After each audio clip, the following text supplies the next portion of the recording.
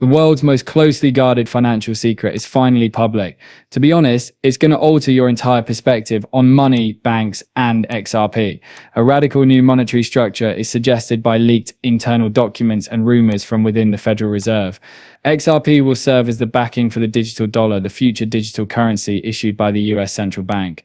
Fully integrated into a fractional reserve architecture that employs XRP as the primary settlement layer for all digital transactions in the US rather than only partially or experimentally. This implies that in order to provide liquidity and backing needs for the new digital dollar system, the Federal Reserve will need to purchase and hold a significant number of XRP, possibly the whole circulating supply of 35 billion coins. This is not merely a small shift in monetary policy. In the history of central banking, this is the most aggressive asset buildup. Experts are already referring to the Fed's action as the 35 billion supply crunch, a worldwide liquidity pressure that is unlike anything the cryptocurrency market has ever experienced. For a moment, consider what would happen if the world's most influential financial institution, which also controls the money printer for the global reserve currency, became the biggest buyer in the XRP market. This is not a speculative whale pump or a tiny retail surge. In effect, the Federal Reserve has declared XRP to be the foundation of digital liquidity in the United States. The impact is astounding, if you will. Now, each dollar in circulation will have a digital twin, and for each of those twins to move, clear, and settle in real time, XRP liquidity is required. This results in a shortage that is mathematically inevitable, immediate, and permanent. The Fed must purchase almost all of the XRP float, which will cause prices to soar above any reasonable bounds, because there are only 35 billion XRP available on the open market, with the majority currently locked in institutional custody, private wallets, or long-term holdings. Traditional valuation techniques completely collapse under these circumstances, according to economists attempting to forecast the price impact. XRP may easily reach $50,000 per coin at the most conservative estimate, and to be honest, that's being modest. In practice, the price is determined by what sellers are prepared to take when demand from a sovereign central bank meets an inelastic capped supply. 6 or even 7 figures per coin could result from that. For years, evidence of this move has been concealed beneath discrete pilot programs and technical language. Do you recall how Ripple worked with FedNow, the Fed's immediate payment system? The majority of people wrote that arrangement off as a minor test of digital payment rails when it was first revealed. Deeper observers, however, saw it for what it really was: the initial link between Ripple's on-demand liquidity mechanism and the American banking sector. According to leaking internal documents, this was just the start. The Fed's digital currency section has been conducting simulations behind closed doors that connect the digital dollar ledger to XRP's consensus network, enabling instantaneous, almost cost-free cross-border settlements. Because of this degree of interoperability, traditional correspondent banking is no longer necessary, making XRP the universal settlement token for all overseas institutions that transact in dollars, not just those in the US.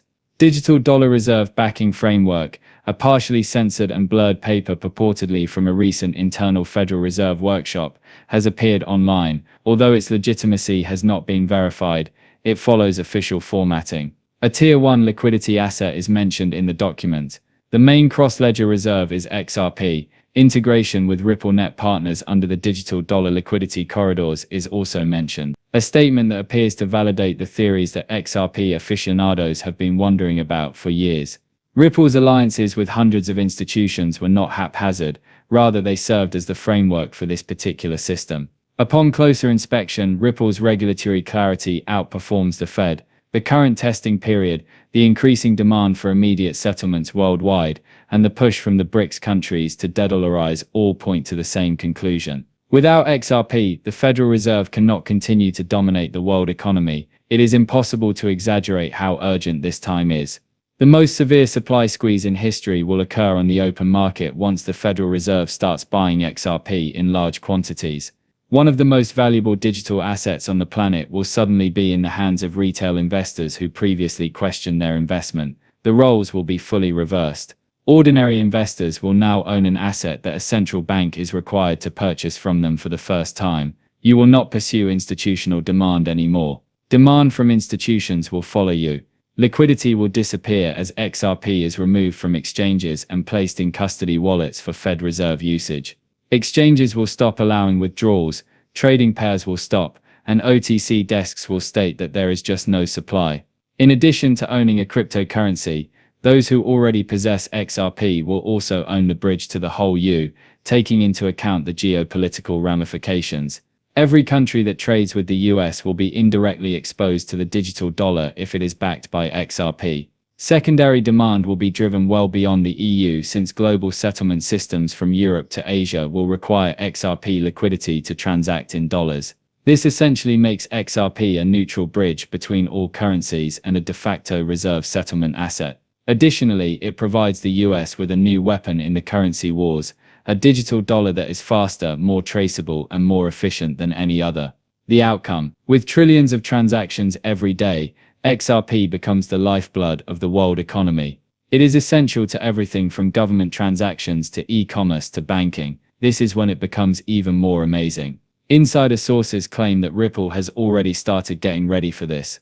Once accused of locking up XRP, the company's escrow structure was purportedly created to disperse liquidity in accordance with institutional adoption timelines, making it the ideal distribution tool for regulated central bank accumulation. New supplies are supplied each month precisely in time to meet the growing demand for liquidity. This arrangement enables the Fed to amass enormous amounts of XRP without causing market instability or premature price surges until they're ready to go public. If they are in fact working behind the scenes with Ripple, everything changes overnight at that time. The entire financial system will be rocked by the news that XRP will be used to support the digital dollar. Banks will rush to get their hands on positions.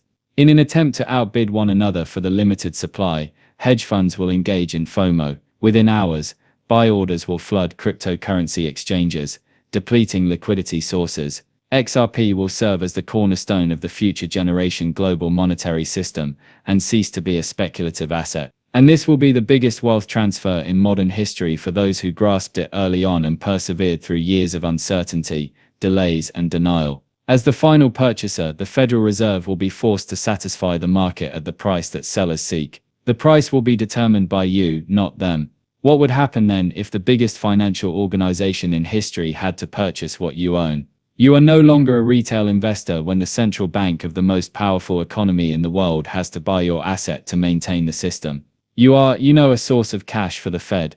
Furthermore, $50,000 per XRP won't seem outrageous when that day comes. In fact, it will look inexpensive. The era of the digital dollar has already begun. It is not just coming. Will you be holding when the Fed begins purchasing? That is the true question. Disclaimer. Please keep in mind that I do not hold a financial advisor license. These videos' content is solely intended for viewing enjoyment. Before making any financial decisions, I always advise viewers to do their own research and speak with experts. Many thanks for listening. Please remember to hit the subscribe button and give the video a thumbs up if you liked it. To be the first to know, be sure to enable the notifications as well. I can't wait to see you in the next video when I provide new material. Be careful.